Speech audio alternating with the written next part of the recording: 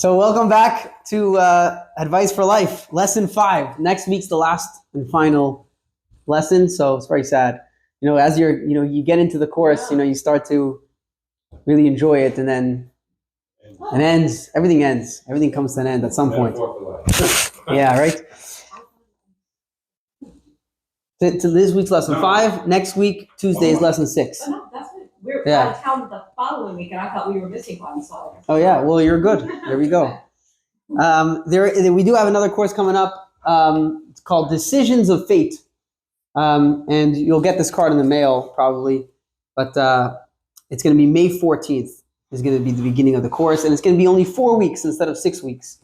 So. Is that because it's summer? We're getting close to summer, so.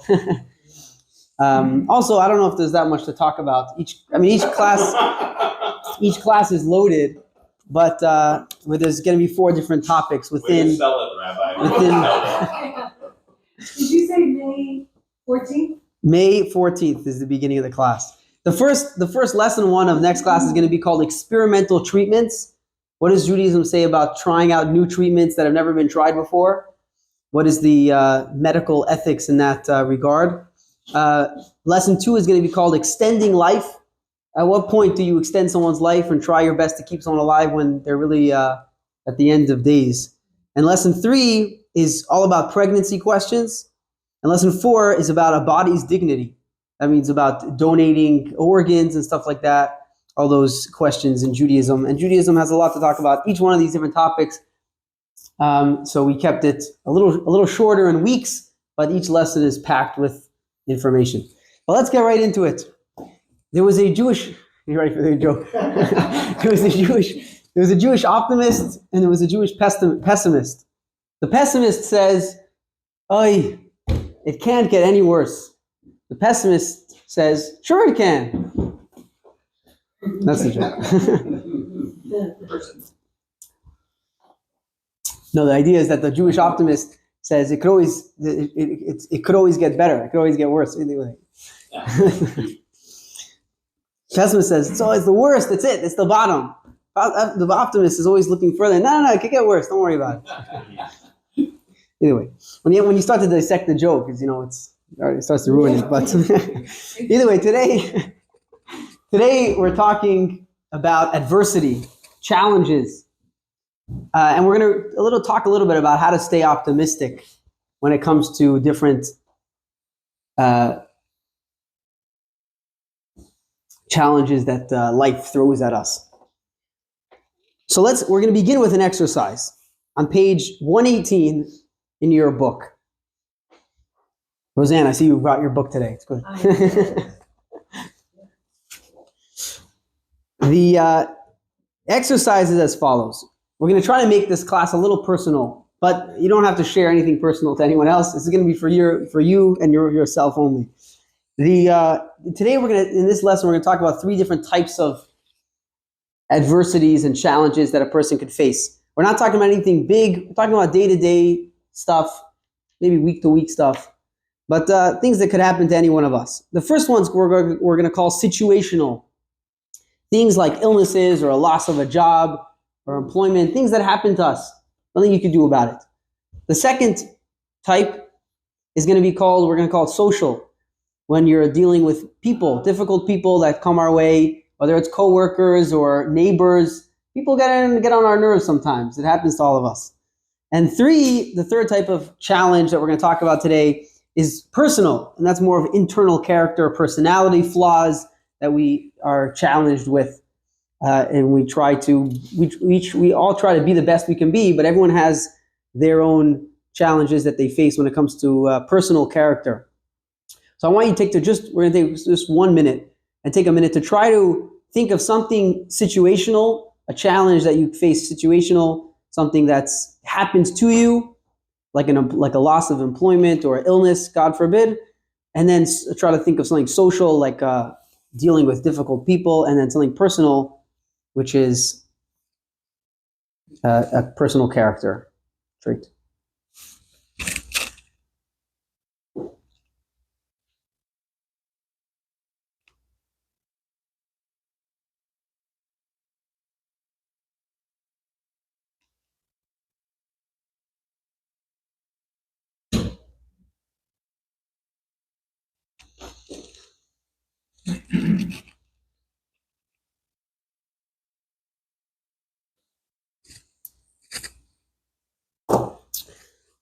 Okay, if you didn't finish, then no problem. You could continue writing in or skip it and leave it for later. But we're going to start today's lesson by talking about the Rebbe's view on what he told many people, what advice that he gave to people on how to deal with challenges that come our way. So we're going to start by watching a video.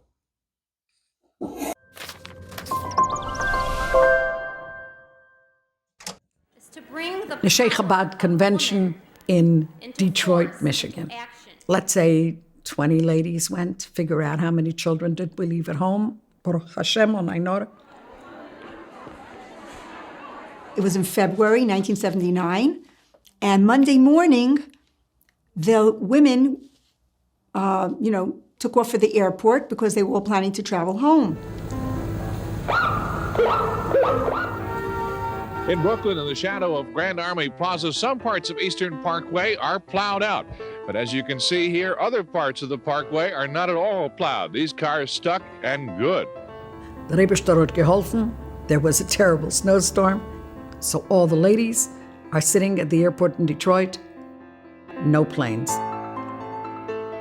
To give you an idea how bad it is and how long it may take for New York City to dig itself out of all of this snow, that tow truck is attached to this city's snowplow. Miriam Popak's the head of Neshei Chabad out-of-town conventions at the time. Now her daughter, Mrs. Feldman, took over. She went to the telephone and she called New York. They have to get home, and here's the snowstorm, and they all began panicking. And they asked my mother to call up 770 and ask the Rebbe for a bracha. They should be able to travel home. It's a cliffhanger there. We're going to watch the rest of the video in just a second. But the question before we get into, before you finish the rest of the video, what would you do if you were in the Rebbe's shoes and you're sitting in your synagogue in Brooklyn, New York, and a bunch of women call you up and say, we're stuck. We can't get home. Our families are waiting for us. And we only came into New York for Detroit, I think it was. Detroit for a convention. And now we're stuck here, who knows how long. It could be till get the flights back up and running. It could be a while. What would you, if you were the Rebbe, what would you say? Phone a friend. Phone a friend? Call someone that you trust and have them look at. He's saying hopefully find a place. Around the family that they left behind. But there would be children at home that might Okay. They were out of school though. I remember the storm. So there was nothing to worry about. They were stuck in that except for food. They were basically, nobody went anywhere. No. Except I went to Broadway and got into a show that I couldn't get into because I walked. Oh wow, you actually remember it. Yeah. My college was right across the river. Oh wow. Yeah. So I think that the convention was in Detroit, but their families were other places. Okay. So I don't think their families were stuck in the storm. I mean, it could be they were also, depending on how big the storm was. I don't know how big the area it affected other states. So they couldn't care for their family. They weren't there to be there for their family. They were worried about themselves. Yeah, I don't know if maybe they were worried about themselves also a little bit, but I doubt it. I think it was more about their family that they left behind. Right. And they said, I'm just going to go for a day to a convention. I'll be right back. And then now they're stuck there for a couple of days. Whatever the convention was, I don't know exactly the details. But the idea is that now they're stuck, and they come to the Rebbe for a little bit of advice or a blessing. And we're like, what would you say? I mean, if I were the Rebbe, I would say, God bless you. Hopefully everything will work out. What would you say? Would you give? What kind of encouragement would you give? Okay, Your husband and children will stop. Tell your husband to take care of it. I think a positive would be that the husband might be able to show that he can step up in her absence, Right. and everyone's fine. Okay. We missed you, honey, but we survived. Okay, so these are all great ideas. Today we're going to see what the Rebbe answered and how life-changing his advice was, and how each one of us can try to find some meaning to that in our life. But we're going to begin with a little bit of an introduction. There was a guy, a rabbi. He lived about 2,000 years ago in the times of before the Talmud, the times of the Talmud. His name was Nachum. Nachum, they called him Nachum Ish Gamzu. Nachum, because he came from the city of Gamzu, and Ish means the man. So Nachum Ish Gamzu means the Nachum, the man of Gamzu.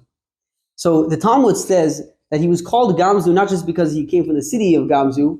There were a lot of people that came from that city, but he was called Gamzu because he used to always say Gamzu litova, which means this too is for the good.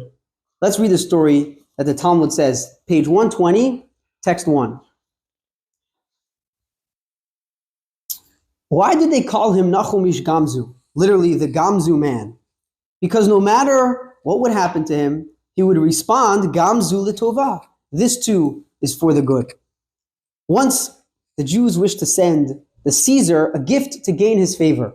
Now, just a little side note. In those days, if the Caesar, the king, didn't appreciate the Jewish community, it was bad news. There was a lot of anti-Semitism was very big, and if the one in charge wasn't favorable to the Jewish community, that was it. Jewish people were kicked out of the land and killed or whatever. It was so many things happened over the years. So they wanted to show that, we respect the king and we were on good terms. So they wanted to send a gift. They asked themselves, who should we send to present this gift on our behalf? Why don't we send Nachum Ish Gamzu? After all, he regularly experiences miracles and we need one right now. They provided Nachum with a chest filled with jewels and pearls as the gift and sent him on his way. During his journey, he had to spend the night in a certain inn. During the night, the folks living at that inn surreptitiously removed all the valuables from the chest and filled it with plain soil. The next morning, Nachum realized what had happened. Unfazed, he trustingly declared, Gamzu litova. This too is for the good. Nachum arrived at the Caesar's palace and dutifully presented his gift. The royal officers opened the chest and saw that it was filled with soil, literally dirt.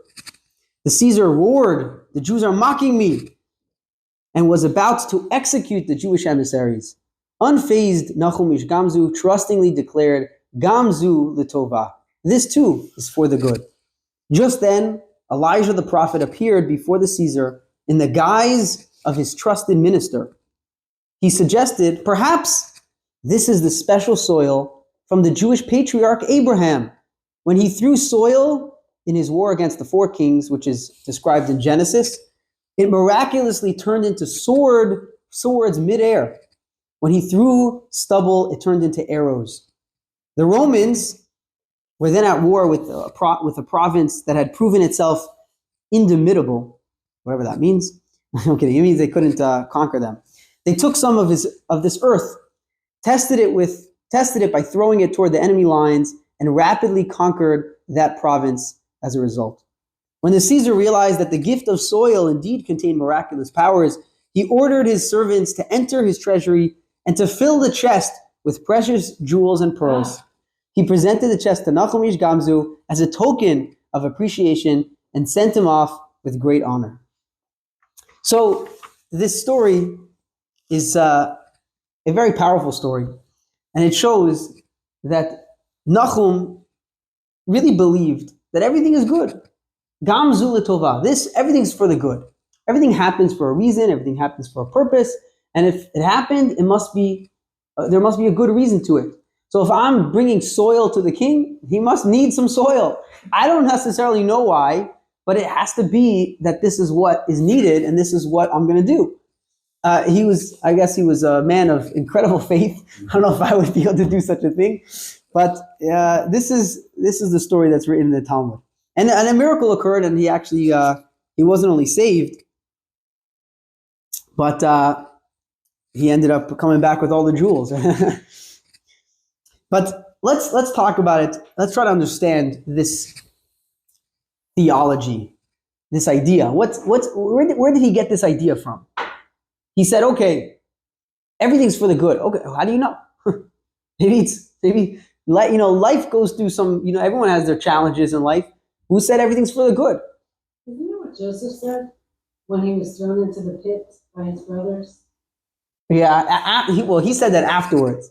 The brothers, after the whole story, Joseph was sold by his brothers. He became a slave. He went down to Egypt. He was thrown in prison, and then he became the second in command. And then his brother said, "We're sorry for everything we've done." And Joseph turned to his brothers and said, "You didn't do this to me. God did this to me. It was just part of my journey. I was just, going along for the ride." But it was all. But it's a beautiful example. But he said it after the fact. Nachum Ish Gamzu said it before the fact, which is even more surprising. To say it after the fact, anyone can say. After you see the good in something, it's very easy to say, "Oh yeah, that was for the good." A guy lost his job, and then he gets a better job. He says, "Oh, it was all for the good, because I lost my job, but it was to get a better job." So I could see how the good was there. But to say it before the fact, or while you're going through the challenge, through the difficulty, it's a lot more difficult to say Gamzu L'Tova, that this too is for the good. The test of one's character is how you handle the stressors, the bad things that happen. Mm-hmm. What was that? The test? The test of one's character is how they respond to bad things. So having this belief of everything is for the good, you know that if you believe that, then you will be able to turn anything bad your way. I mean, yeah, technically, but what the question that we're going to talk about today is, where does that belief come from? How do we get that belief? How do we find that belief? Or is the belief even true? You could believe in something, but it has to be true. Either it's true or it's not true. It comes from faith in God. That's the only way. Okay, so we'll talk about it a little bit. You're right. And at a certain point, we do have to say we have faith, and the rest we don't understand. But we're going to try to understand it to the best of our ability. And today tonight's not a philosophy class. We'll have a philosophy class another time. Today we're just talking about some of the Rebbe's advice to people, but this is what it's based on. So I'm just going to kind of give this little introduction, and we'll get to the Rebbe's actual advice. So if you look at figure 5.1 in your page 122, in your book 122, there's two ideas. Idea number one is called divine providence. Divine providence means that everything that happens in the world is a direct result of God's providence. Providence means that God provided it to happen. God made sure that it happened. God orchestrates everything in the world. He makes sure that everything that happens is because he wants it to happen.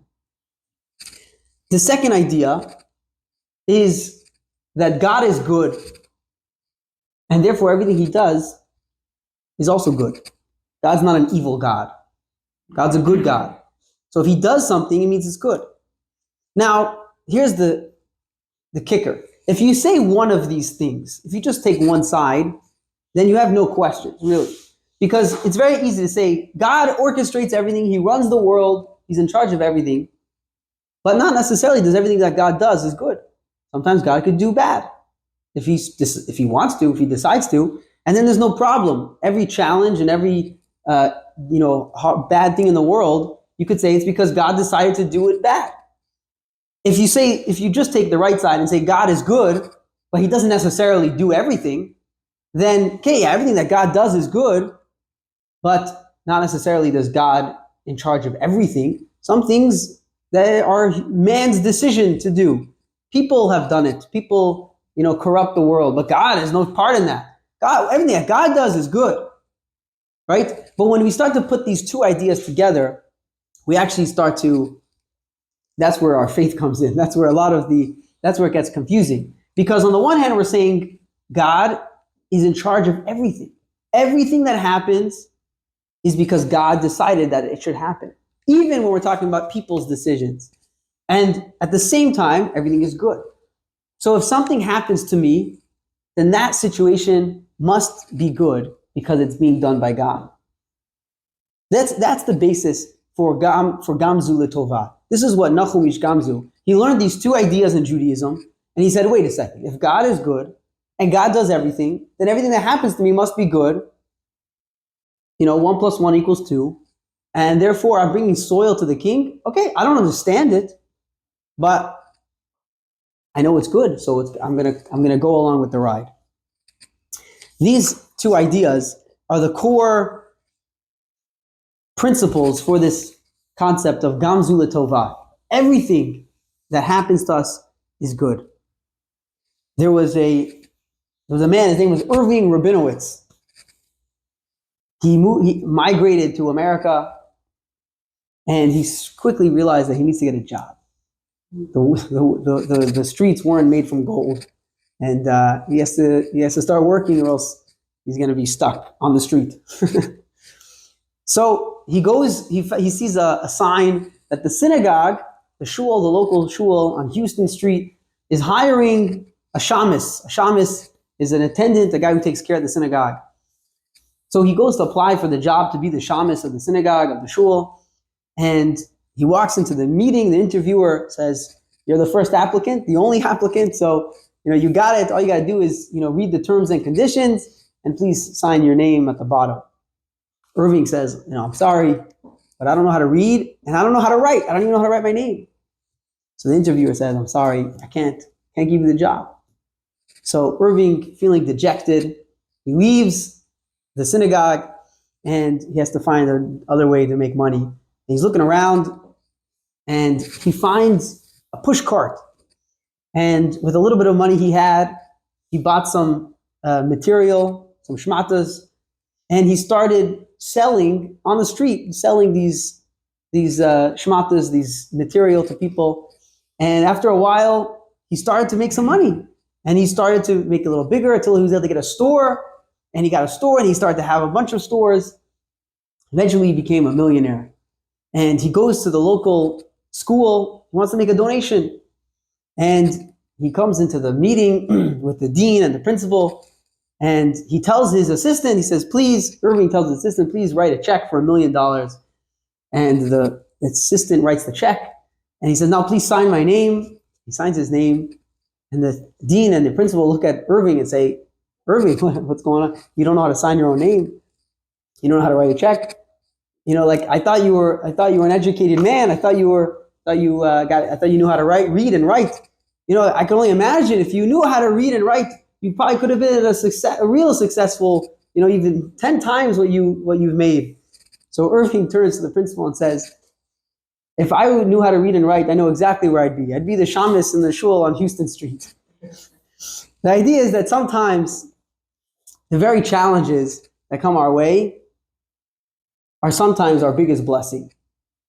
They're not necessarily challenges. Sometimes they're actually good. It's all part of the plan.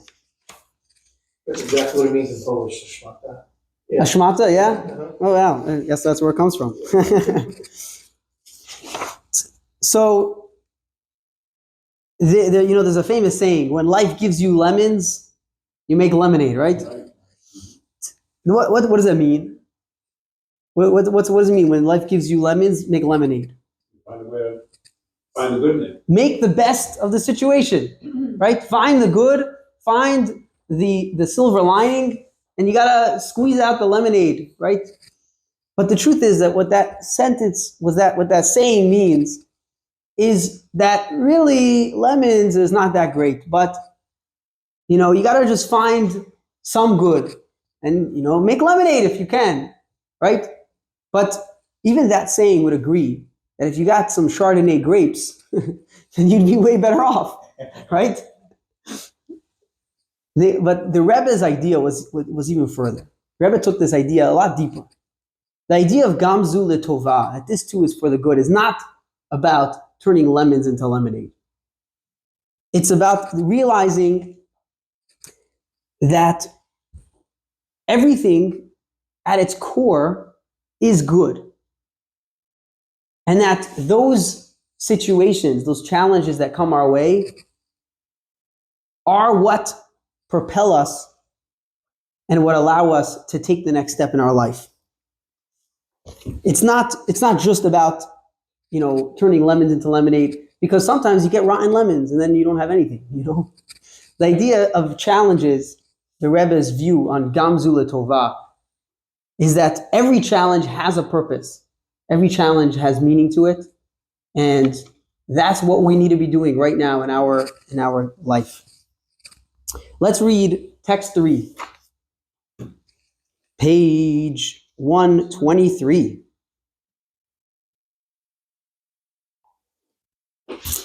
Okay. Delayed opportunity. we're getting to the answer here that the Rebbe gave to these ladies, to these women that were stuck in Detroit.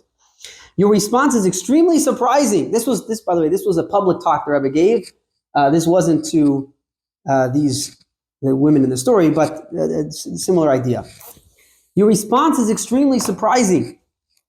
I have spoken at length and repeated over and over the Baal Shem Tov's teaching that we should view everything we experience as a guide to our personal service of God. In fact, you have certainly included this very insight in your own speeches. So the Baal Shem Tov was the founder of the Hasidic movement, and he was very big on the idea that everything that happens is meant to be, and it's there to be a guide and to teach us something, and it's for the good. So that's why he quotes the Baal Shem Tov here. So let's read the second paragraph. Despite that, when you personally experience something unplanned, you disregard the plainly obvious divine intention for which God orchestrated that event, and you search for utterly bizarre alternative interpretations, such as your concern that God did this to cause you distress, heaven forbid, by thwarting your ability to return home and so on. You have considered everything but the obvious. That is, there is an opportunity to further disseminate knowledge of the Torah and its mitzvot to a greater extent than you already accomplished via the convention. God therefore decided to cause snow to fall from the sky in order to grant you the merit to complete that goal, namely to spread Judaism in an unusually abundant and powerful way, like the unusually plentiful and vigorous snowfall in the city at the airport via local newspapers and so on.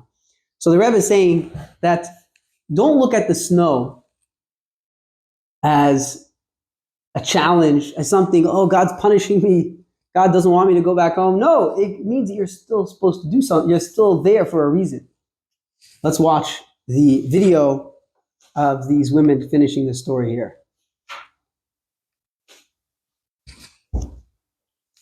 Where is it?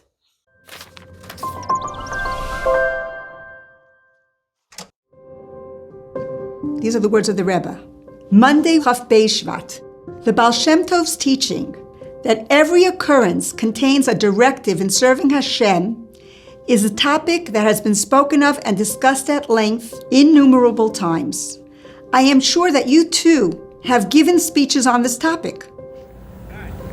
Yet now, when an incident has happened to you, you seek to attach the most distorted possible interpretation. That is absolutely amazing. The simple and obvious reason for the delay is this.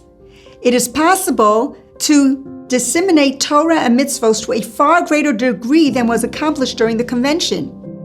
You are therefore being granted the merit through the snow which descends from heaven of completing the above task with an extraordinary abundance and intensity of Judaism, similar to the extraordinary abundance of the snowfall.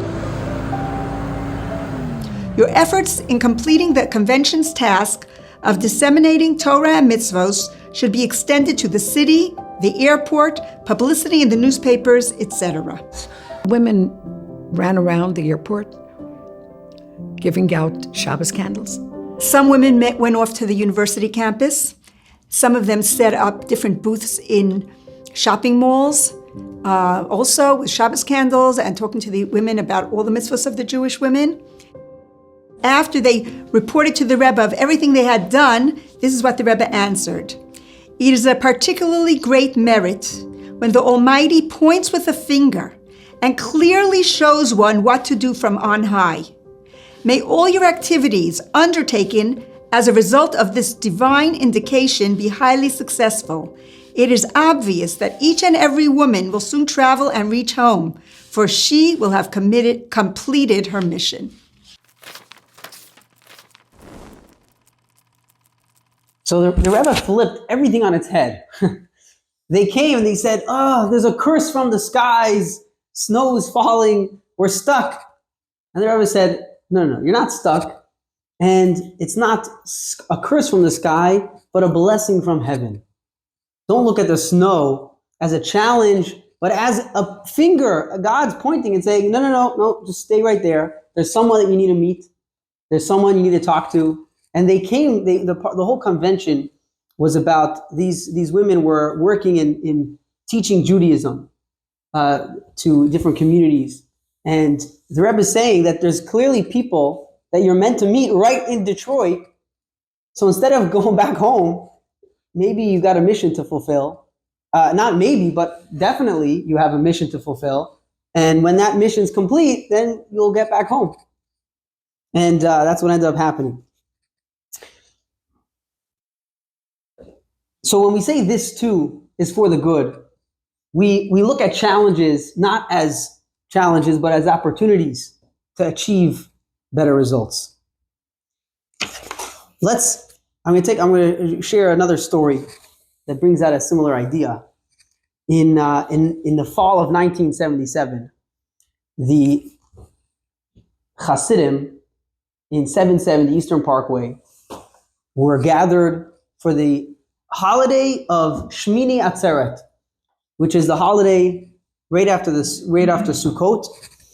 And there's a Chabad custom that we dance and we sing with the Torah scrolls, and we go around the synagogue 7 times, called Hakafos, and we dance and sing with the Torah. Many people do that on Simchas Torah. Chabad customs do it on Shmini Atzeret as well. The holiday, Shmini Atzeret and Simchas Torah, back-to-back holidays. One day and one day. So at this joyous occasion, and Shmini Atzeret and Simchas Torah is considered to be the most joyous holiday of the entire Jewish calendar. Runner-up is Purim. That's right next. And people were in the whole room, the whole synagogue was dancing, was singing, was joyous. And the Rebbe was sitting at the front. He was standing at the front. He usually stood for the entire celebration, the entire time while they were dancing. But at one point in the middle, he turned to his attendant, Rabbi Label Groner, and he motioned him that he needs a chair. And the moment the Rebbe said he needed a chair was, everyone's heart sank. And the Rebbe sat down, and they quickly realized that the Rebbe suffered a massive heart attack during this celebration while everyone's dancing, and people, quickly left the synagogue, quickly finished up whatever celebration they were doing, and they left to give the Rebbe some air. Cardiologists came, and they set up a field hospital right in the Rebbe's office in 770 Eastern Parkway to give the Rebbe the care that he needed right there. And you can imagine that the Hasidim at the moment were like incredibly, not sure what the right word is. They were it was a certain turmoil, because the people looked at, as and we've seen in this course already many times, people came to the Rebbe for advice, for guidance. He was their mentor, their guide, their teacher. And these Hasidim that were in 770 would listen to the Rebbe's teachings every single day. It wasn't something that they visited once a year. They lived with the Rebbe's guidance and teachings. So when the Rebbe suffered this heart attack, they almost like their life flashed through their eyes, like they weren't sure what the future is going to be. But as they were kind of going through the Simchas Torah holiday, they were continuing to dance, but it was there was something missing. Obviously they had to continue the rounds because it was part of the holiday tradition, but it was missing that joy. And they got a message from the Rebbe's office, or now the hospital, the field hospital. And the message was as follows: that the doctors came in and they wanted to take some blood, and they were going to insert a needle into the Rebbe's arm to take out the blood. And the Rebbe asked the doctor, so what brings out the blood? Is it the needle, or is it the vacuum? So the doctor responded that the needle is what punctures the skin, but the vacuum is what draws the blood out. So the Rebbe's message, back to the Hasidim was downstairs to the synagogue, was that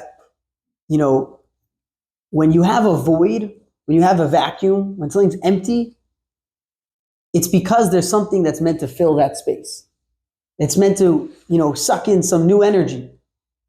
So the Rebbe said that right now there's a void. The Rebbe is missing from the center, from the front of the synagogue. He's not in his place, and the Hasidim feel that void. They're missing that, their guide, their teacher, who's the life of the party, so to say. And the Rebbe said that instead of thinking, oh, we lost something, oh, we're sad, the Rebbe said that is a vacuum. It's an empty space. Use that space to add more joy, to bring something new energy into your life. And the Hasidim began to dance and sing to the best of their ability, because the Rebbe was always of the opinion, as we spoke earlier, that joy brings a lot of healing, even from neighbors and friends. So the Hasidim continued dancing. So this idea that when a person has to go through a challenge, go through a difficult situation in life, that brings about a deeper and more meaningful, I don't know what the word is, but it brings out something from the inside, from the depth of a person. We're going to look at text 4a on 125. This is a metaphor given by the Talmud about an olive. You ready? Rabbi Yochanan taught, why are the Jewish people compared to an olive?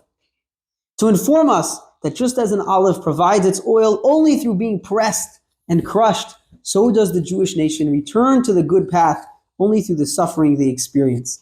It sounds a little morbid, but the idea is that an olive, in order for an olive to give oil, you got to break the olive, you got to crush it. You can never get the oil out unless you really squeeze it and crush it. It's the same thing as that a Jewish person has that inside of them. They have that oil, so to say, that can only really come out when you hit a challenge, you hit a bump in the road. Look at text 4b. This was Rabbi Yosef Yitzchak Schneerson, which was the previous Rebbe. He gave a little explanation, a 2-line explanation about this olive. The process of extracting olive oil is described in the Torah as crushed for luminary. In the Hebrew, it's kasis la ma'or. We actually read this in last week's Torah portion. Kasis la ma'or, crushed for luminary. It's crushed to be a light. The olive has to be crushed, and then you have the oils that you could use it for lighting. Specifically in the era of exile, when everyone is broken and crushed, are we able to reach our inner luminary? So he was saying that only when it comes to a challenge, only when it comes to a difficult situation, in this case he used the example of exile. Exile was when the Jewish people were kicked out of the land of Israel. And ever since then, we've been wandering from country to country, obviously hoping for the return. One day we'll all be able to go back to Israel, and we'll be able to have that peace and harmony. But until then, the Jewish people have been suffering for a long time. But he said, only when you're broken, only when a person's crushed, can that inner luminary come out, can that inner light shine. And that's the beauty of the soul.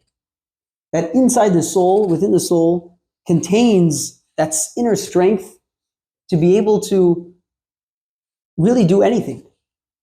Because the soul is infinite. But that only comes about when a person's crushed. They can only really access that inner strength when there's a certain, difficulty that they hit.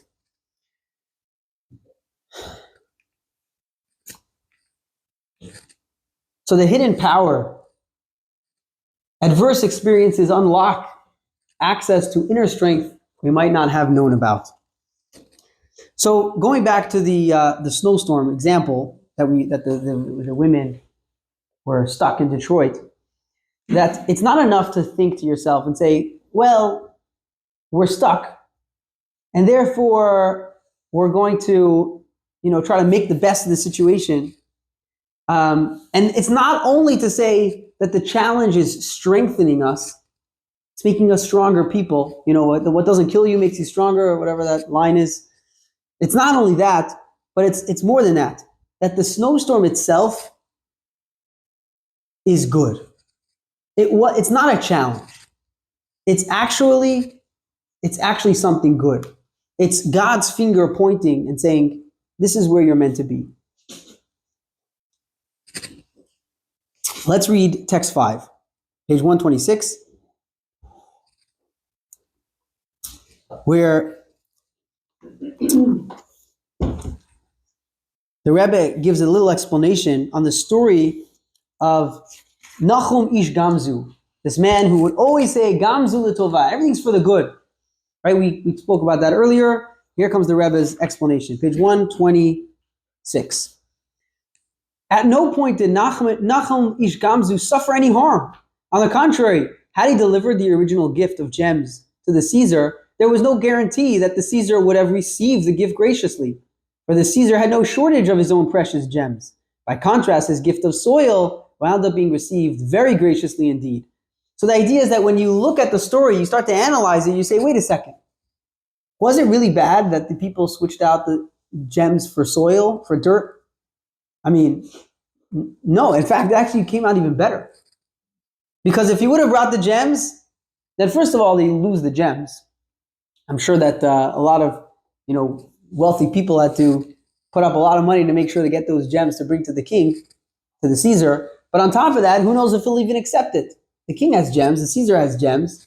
He doesn't need obviously I'm sure he would like a little bit more money, but if he had a treasure house full of gold and silver and diamonds and rubies, and then someone comes with a little chest of, it's a nice gesture, but I don't know, not necessarily would he accept it.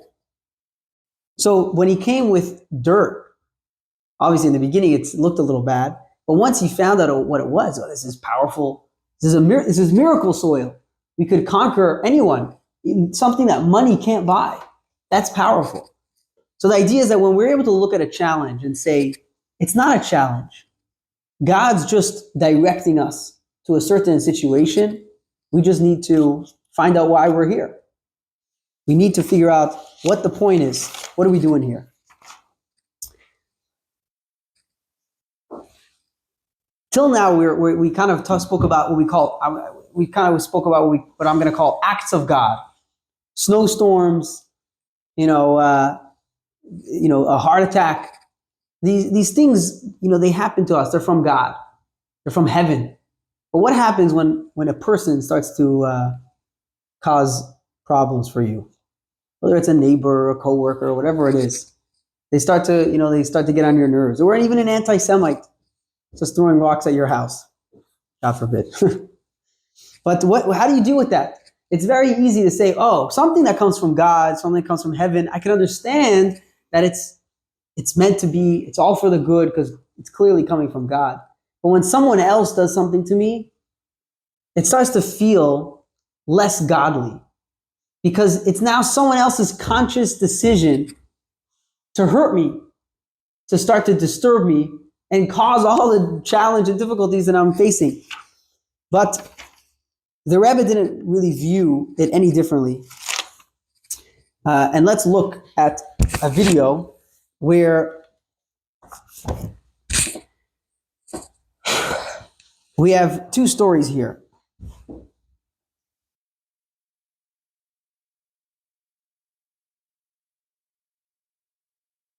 Yeah, let's watch the video.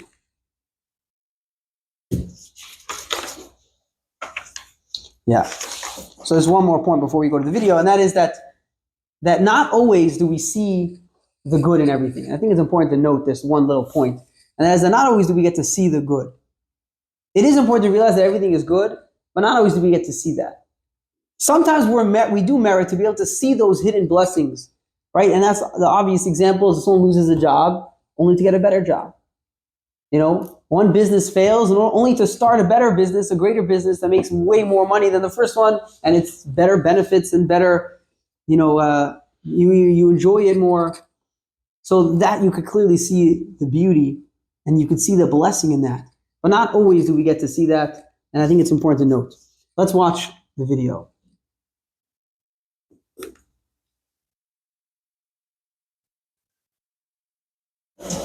ואחרון חביב, אם מותר לי לבקש בשביל עצמי פעם ראשונה.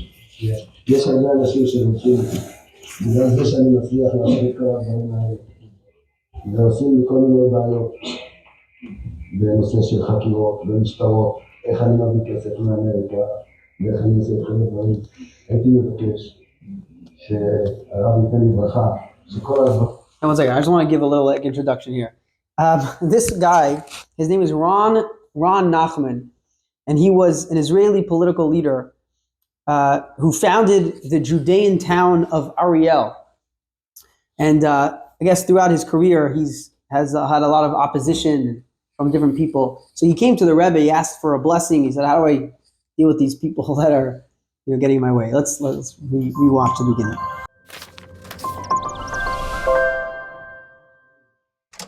ואחרון חביב, אם מותר לי לבקש בשביל עצמי פעם משהו. יש הרבה אנשים שרודפים אותי. בגלל זה שאני מצליח לעשות את כל הדברים האלה. ועושים לי כל מיני בעיות. בנושא של חקירות ומשטרות, איך אני מביא כסף מאמריקה ואיך אני עושה את כל הדברים. הייתי מבקש שהרב ייתן לי ברכה, שכל הדברים האלו שעושים נגדי לא יעלה בידי אף אחד, ושאני אצא מכל הדברים האלה חזק ומחוזק.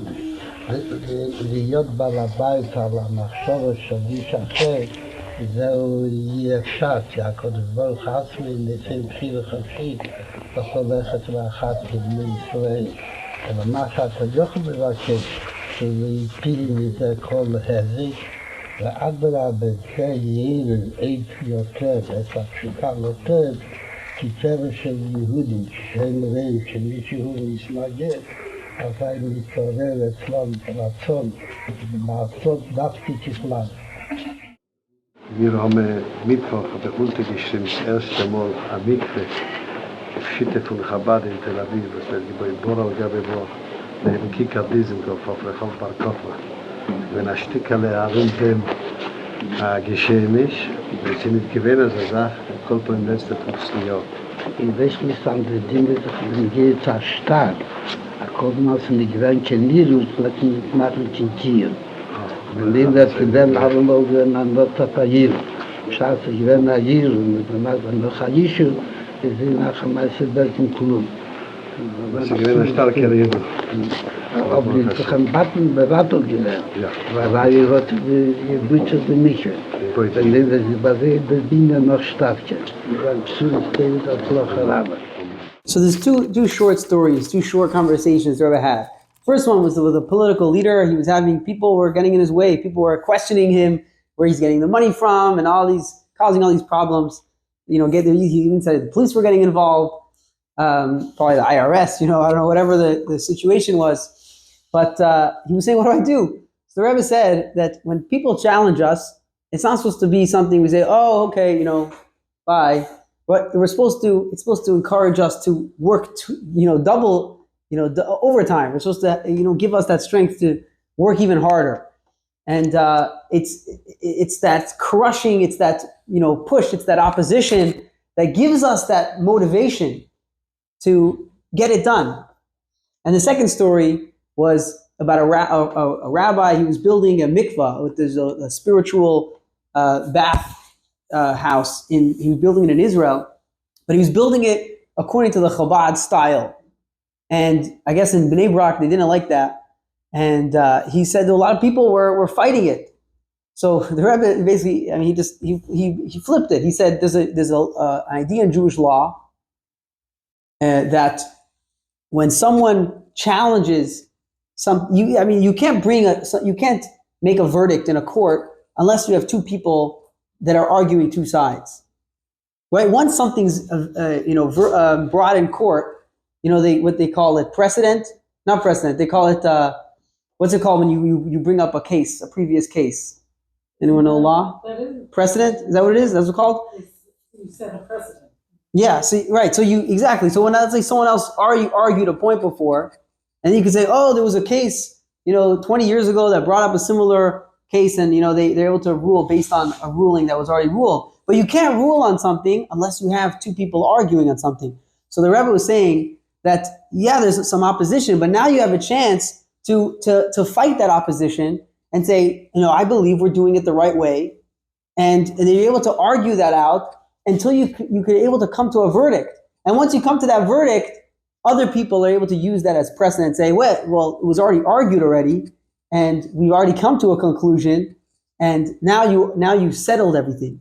But in order to settle an argument, you need to have an argument.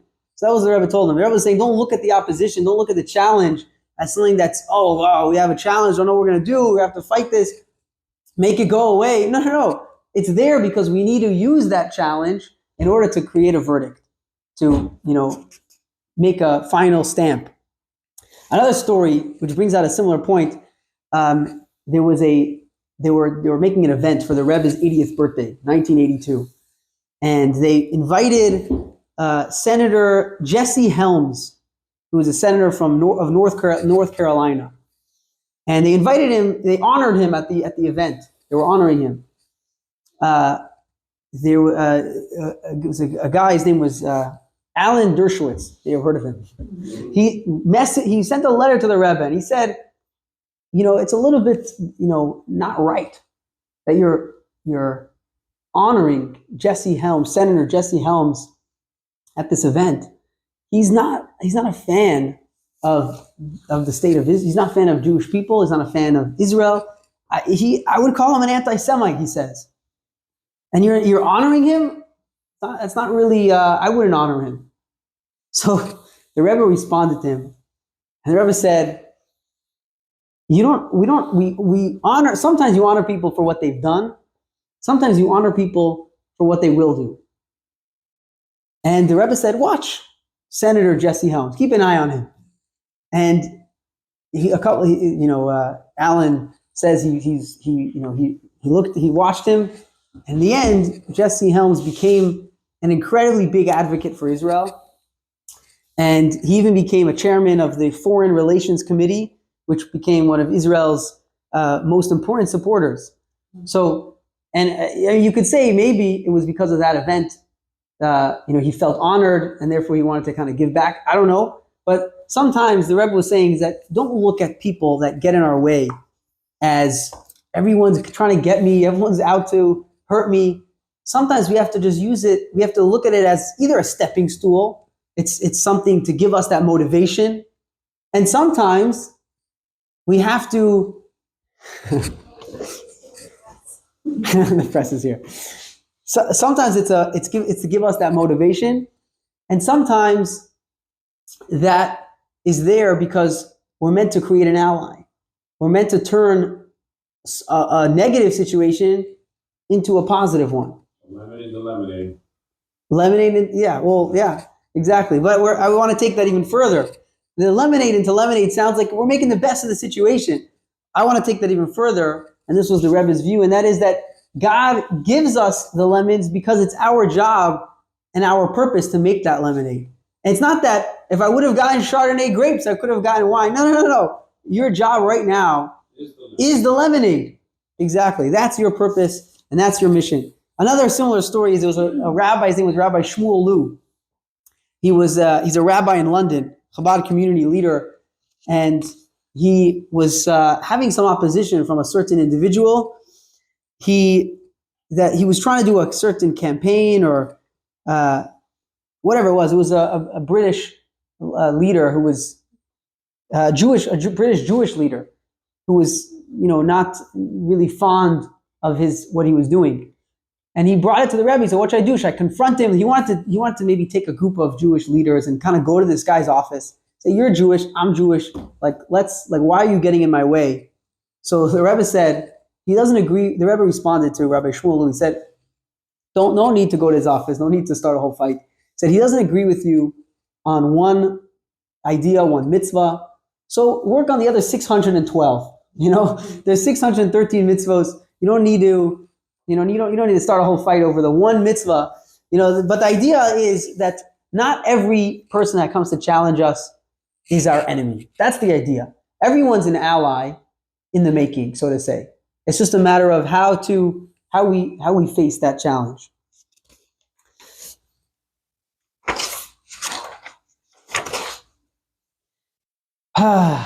Here comes the worst, not the worst. Here comes the best part. There's a third type of challenge. We spoke about what we called acts of God, situational challenges. We spoke about human interactions, people that come in our way and get in our way, challenging people, what we called it. Then we now have, let me just catch up here.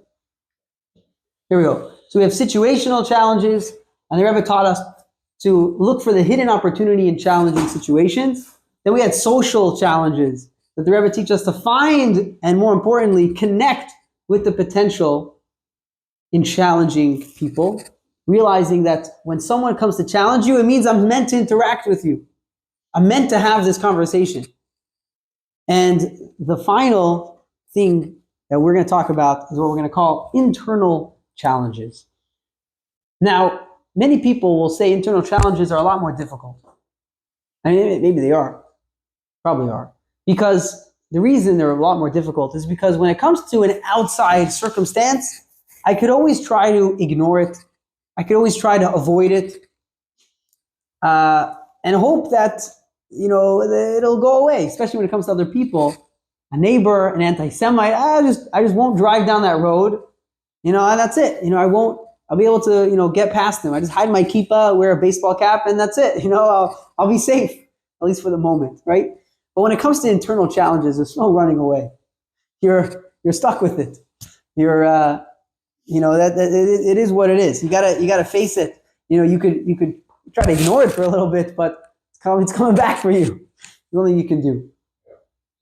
Music. Huh? Face the music. Exactly. You got to face the music. You can't avoid the inner flaws within you. But the Rebbe viewed internal challenges with the same principles. And that is that everything's done by God. Everything's created by God. God created me. God created my challenges, my shortcomings, my flaws. And everything is good. So therefore, my flaws must also be good. My flaws also must have a purpose. And my shortcomings also are there for a reason. Question is, what is that? How do I deal with those? There's a concept called a yetzer hara. There's a concept called yetzer hara. Yetzer hara means the evil inclination. It's taught in the Talmud that we have what we call an evil inclination that tries to pull a person away from doing the right thing, especially when it comes to adhering to what the Torah wants, what God wants. We have that inner voice that tries to pull us away. It's our drives, our desires, the lusts in a person's psyche that pull us away from what's right. There's a beautiful story told, which we're going to read in text 6.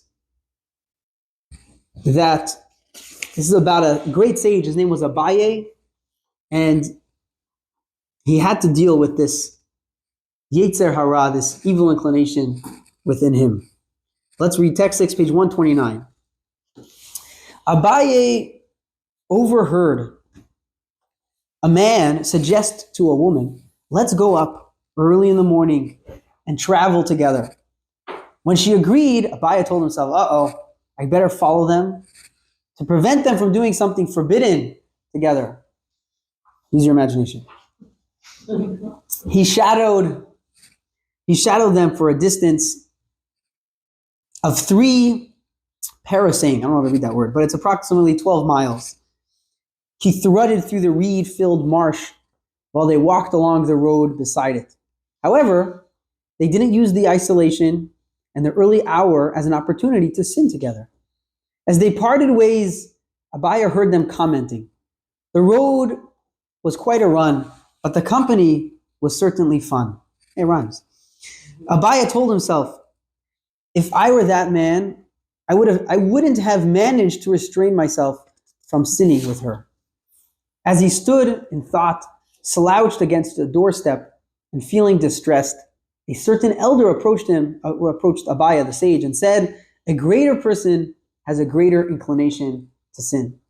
What's the story? It's a very interesting story. Let's dissect it for a moment. So what happened was Abaye ended up becoming a great leader. It's assumed that the story happened when he was still a young rabbi, starting his journey. He obviously was an incredibly intelligent, man, already a great rabbi. But he hears this conversation, and this man and woman are going out middle of the night or early morning, to be alone. He figured out they're probably up to no good. Let me try and stop them. But when he follows them, he realizes that they ended up they didn't do anything. They kept it platonic. So Abaya started to realize, now I feel bad. Like here I judged someone, and I thought they were gonna, do something against what the Torah wants, or not what's right. But really, you know who the real problem is? I'm the problem. I realized that if I were in that situation, I probably wouldn't have been able to hold myself back. And he realized that I have a yetzer hara. I have that evil inclination, that desire to do what's wrong. And my desire to do what's wrong is probably bigger than that guy's desire. And here I was judging someone else when I should really be pointing the finger at myself. As they say, the saying, when you point the finger at someone else, you're pointing 3 fingers at yourself. And Abaya realized that, and he felt a little bit upset and distressed.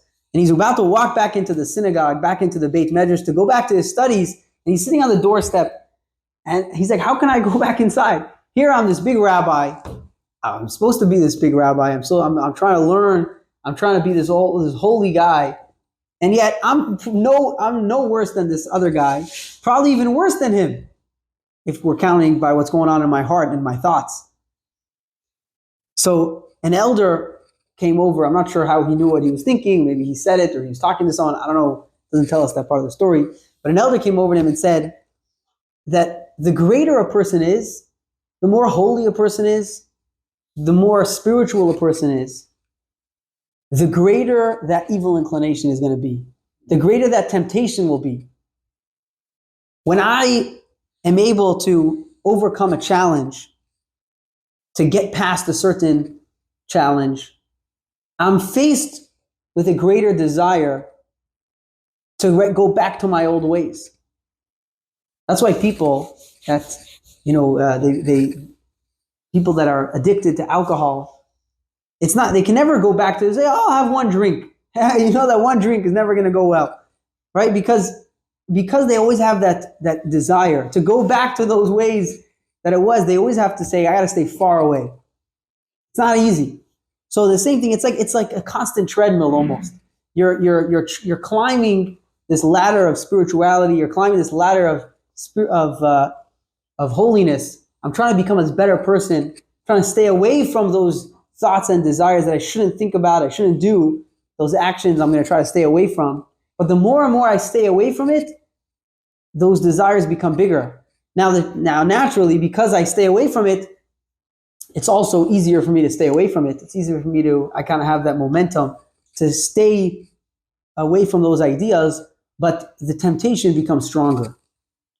So that's the general view of this story. But the Rebbe actually gave an even deeper and maybe even a more brilliant interpretation to the story.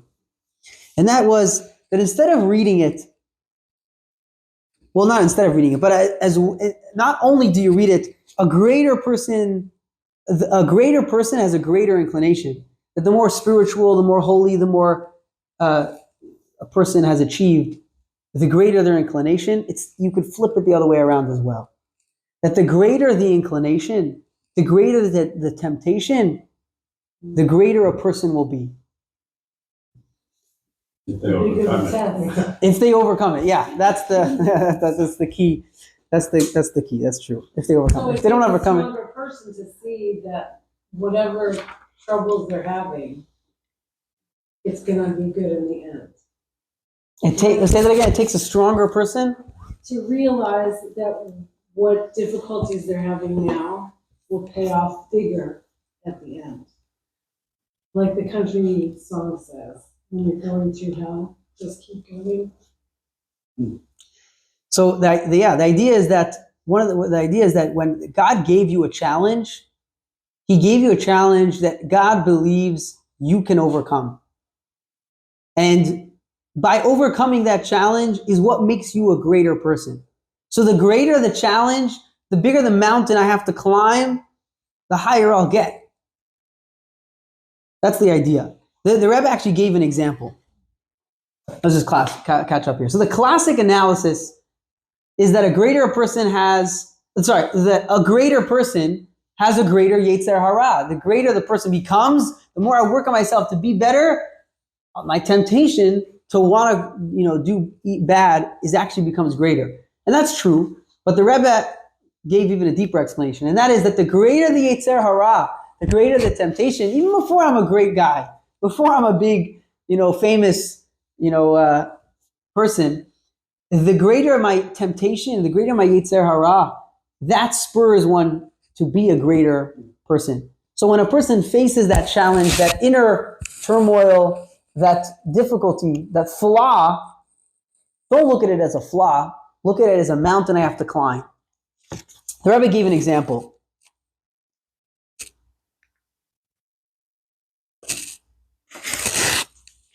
The example is from the rocket equation. So this was in the year, I don't know what year it was.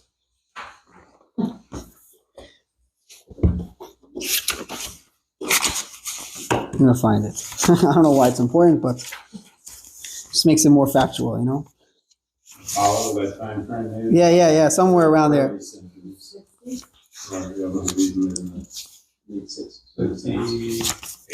somewhere around there, maybe 69 was the moon landing, 17.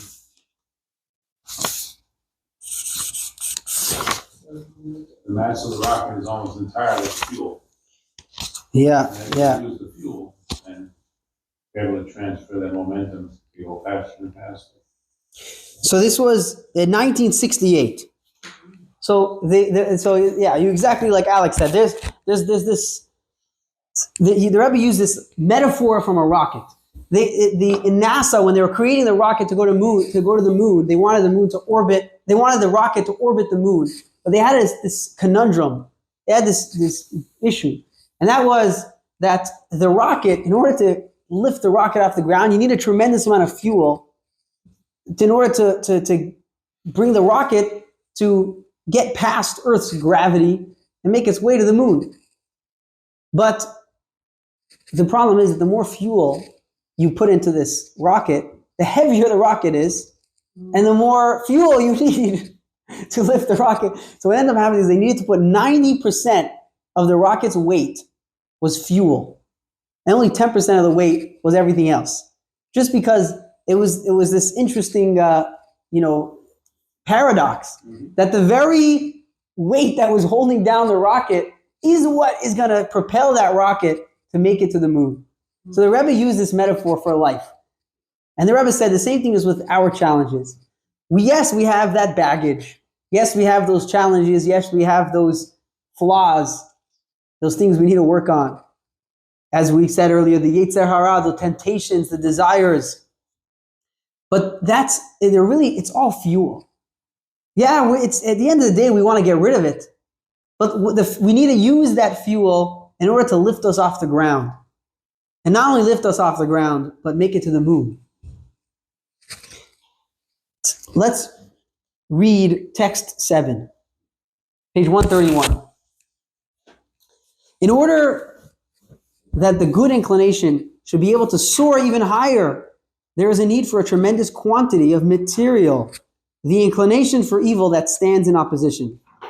The more the quantity is increased, meaning the more powerful one's inclination for evil, so will the ascent caused by overcoming it be all the higher. And the Rebbe wrote a letter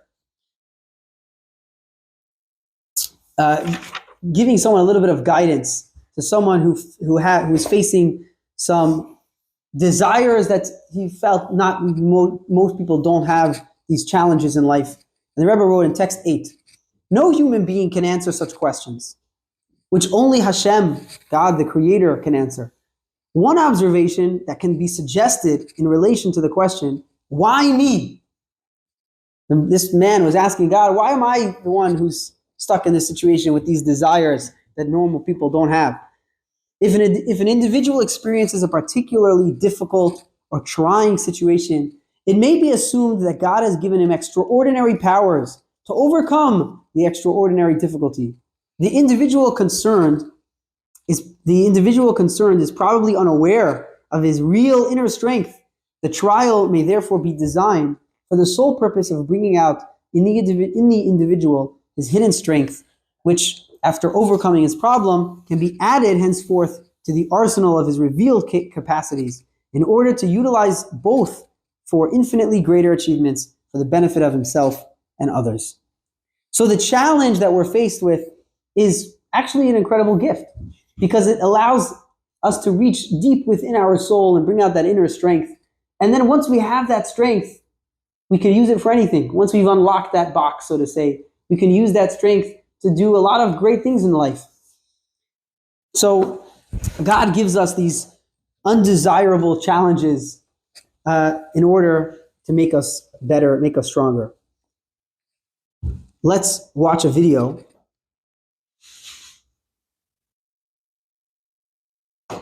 In this video, we're gonna see two stories. Yeah, let's watch the video. I don't think I need to give an introduction to this. Oh, yeah, rocket flies. Okay.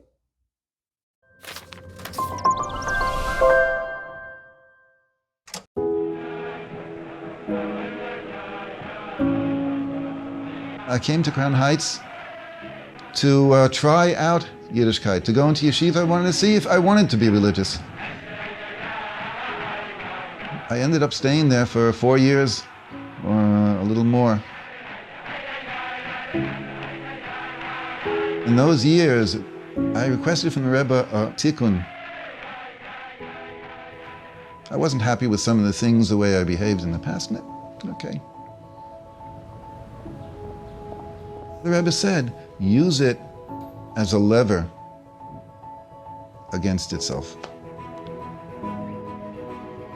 For example, if you are such an egoist, if you see someone else learning better than you, say to yourself, I can certainly learn better than that. And then go and do it. And when the Yetzer Hara sees what it's being used for, oh, stop bothering me. Okay, that's the end of the Yechidus. Is doch mit der Erzähle heiti, ist doch verstandig, a jeder Linie, was tut sich in der ewigsten Welt, was dort der rein und einziger Balabos, ist doch eine sichere Sache, als in der Ruf muss sein, behalten Teil, und sie mehr nicht wie Tollui an den Menschen, als soll sich in der Ruf missbeinen sein. Ist auch viele, wenn der Tevis behalten, ist eine sichere Sache, als wird am Eis gefunden. He was saying to me, you have to realize that God is good, and everything that you experience in this world during your life, even your own inner negative character traits or whatever, it's all from God, and it all is nothing more than an opportunity. Bemele sei das mehr nicht alle bei, soll suchen kedorosh, wird sicher gefunden, bis in ein Leben von als damit werden richtig, der Tev ist da echt in der Minyan. When I was studying in Montreal, I was having a great difficulty with my study partner, with my chavrusa. We would be at loggerheads with each other. We would study the Talmud, the Gemara, whatever he would say, I would say differently, whatever I would say, he would say differently. And I went into the Rebbe, I thought there was something wrong with me, that I'm just arguing with the guy all the time. And I told the Rebbe that I need some guidance as to how to handle this. The Rebbe said, it would appear that one of your latent gifts is pilpul, the ability of analyzing and arguing and coming to a certain conclusion, not simply straightforward. The Rebbe said that I should spend time in working at pilpul. Is a sichere Sache, bechol Linien wie Linien ist dort Tev und Peloschen ha-Yudur, was sagt in Yerushalmi, als ihm reich ist, dass Rumi käm, bemerkt nicht dem Tev, oder ein gefintem nicht, das Humikem, Reiki, Humikem, in der Sibelose, was hat nicht gesucht, wo man darf suchen oder wie man darf suchen. You know, you could have taken a situation which, well, to me it was quite destructive and quite negative, and the Rebbe saw tremendous power in it and tremendous opportunity, tremendous potential in terms of developing a certain mode of study.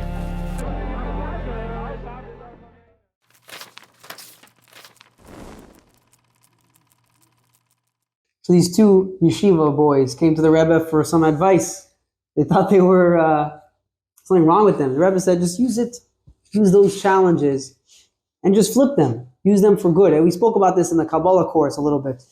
You guys remember, we spoke about some people have a tendency to be more like chesed, from the attribute of kindness. They're more kind, they're more loving. Other people are from the attribute of gevura. They're more disciplined, they're more strict, they're more rigid. But the idea is that there could be good and bad traits in both sides. It's just a matter of finding out what my character is and then using those character traits in a good and positive way. So the example that the Rebbe gave here was, if you're jealous of other people, and it's who I am. I don't know, I just get jealous of other people. The Rebbe said, try to be jealous in a good way. Look at someone else who's learning incredibly well. Say, wow, I wish I could learn like that. And then push yourself to learn like that. You see someone else who's achieving incredible things, he's doing great things, and you're jealous of that. Try to find that that the strength to try and beat him at it. Be better at him in a good way, and that you could use that jealousy. And obviously, the same thing would apply to any other character trait that we have. It's just a matter of using it as an opportunity, as a lever to lift us up. So that we have the three ideas that we spoke about today's class: the situational, and that the Rebbe teaches us to look for the hidden opportunity in challenging situations, such as a snowstorm. The social challenges, the Rebbe teaches us to find and connect with the potential in challenging people. The Rebbe teaches us, you can read that two ways. Yeah. The Rebbe teaches us to harness our flaws for greater positive achievements. Use those flaws to be a better person. We're going to end off with one idea, and that is that over the past 2,000 years in Jewish history, we've been pushed and kicked around, I guess. There's been a lot of serious abuse. Yeah, you could call it that. Anti-Semitism. Yeah, over the years. And it's important that we don't necessarily see the reason why, as we mentioned earlier, not always we get to see the good in everything, but knowing that God has a purpose is important.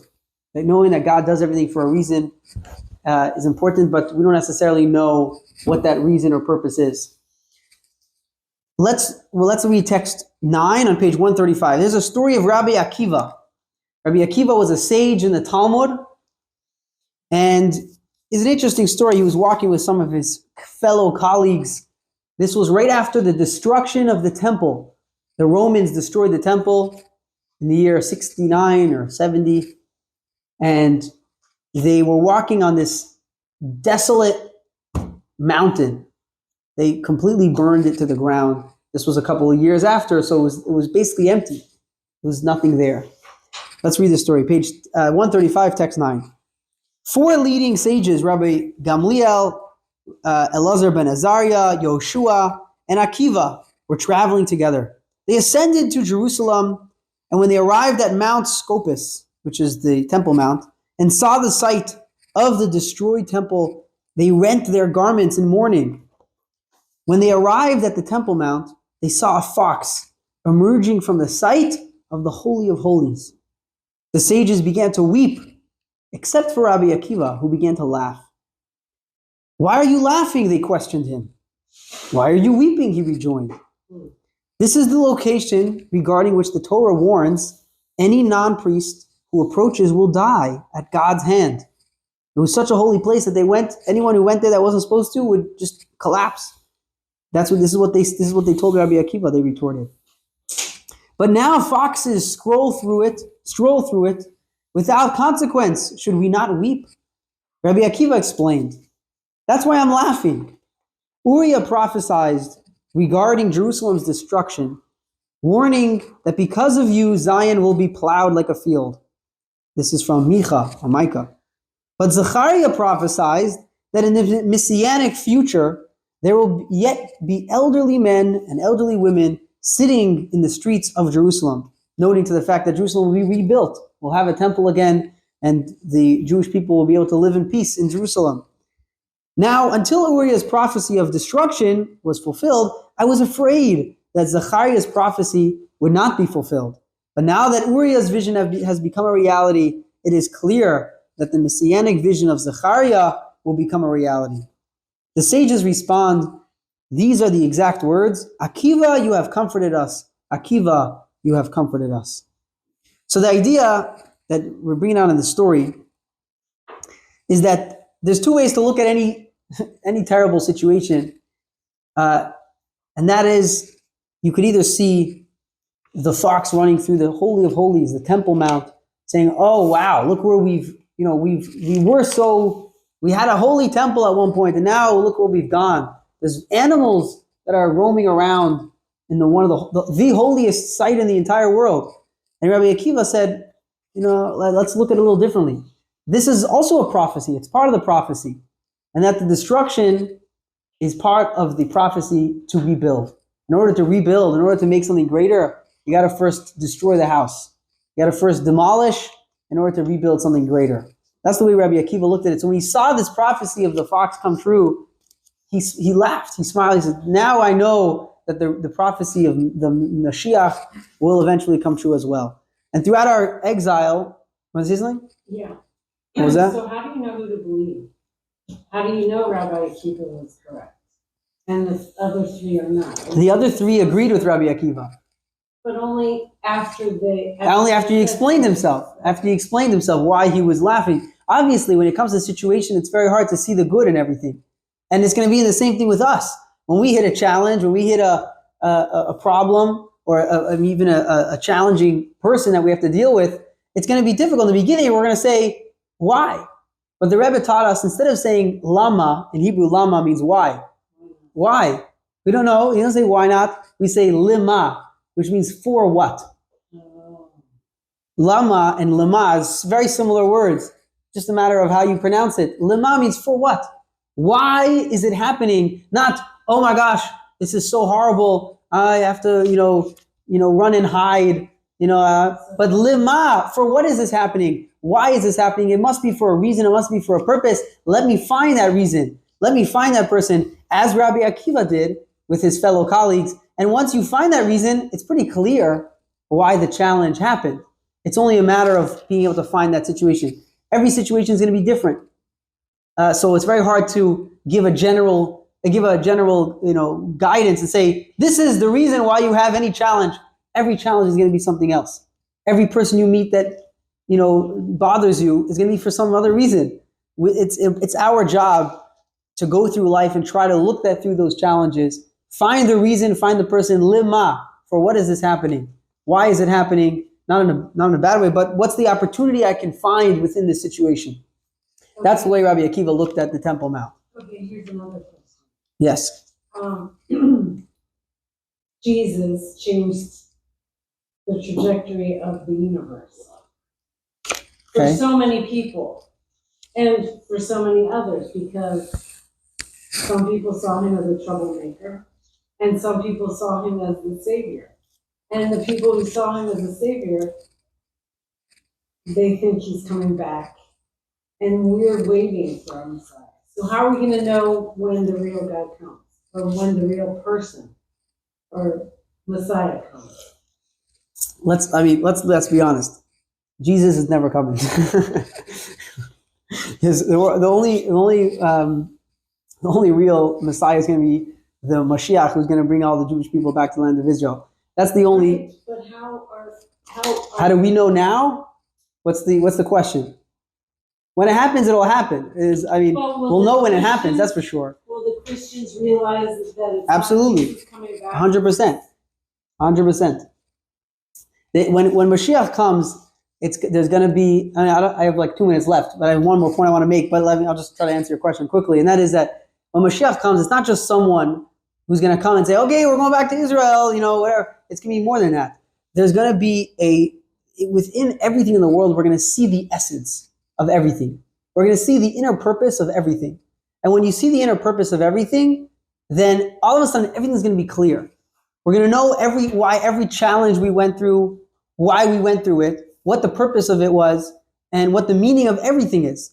So when Mashiach comes, it's not just a circumstantial thing that's going to happen, but the world is going to be able to be seen in an entirely different light. So the example that's given is, imagine you have a piano, but imagine the people who have this piano never heard music in their life. They have no idea what music sounds like. To them, the piano is a nice piece of furniture, right? And that's all it is. They put some vases on it, some picture frames. They have no idea what the piano is, right? But then imagine someone walks into the house and he starts playing the piano. They're like, wow, this is incredible. I didn't realize the beauty, what was hidden behind this piano. The same thing is going to be the world. We go through the world, we try to just jump through, life, ups and downs, but we don't necessarily realize and see the inner purpose and the essence of everything. When Mashiach comes, we'll be able to see that essence, and the entire world will see it. It's not just going to be Jewish people, the whole world, everyone. No matter what they believe in, they're going to look and they're going to say, it's undeniable. You can't argue otherwise. Everything's going to be clear. But either way, let's finish off this one idea, and that is that's actually pretty much this point, same idea, and that is text 10. Let's read text 10. It's a short text, 136. On that day, this is what that day means. On that day means the day when Mashiach comes. You will exclaim, "I thank you, God, because you were furious with me. Your anger receded and you comforted me." Sounds like a very interesting statement. Thank you, God, because you were angry with me. Sounds very weird, right? But when the time of Mashiach comes, in the Messianic era, we're going to be able to see the reason and purpose for every single challenge. Many people read this sentence, and the word ki anaftabi, the word ki means because. Ki anaftabi means because you were angry with me. Because you were furious with me.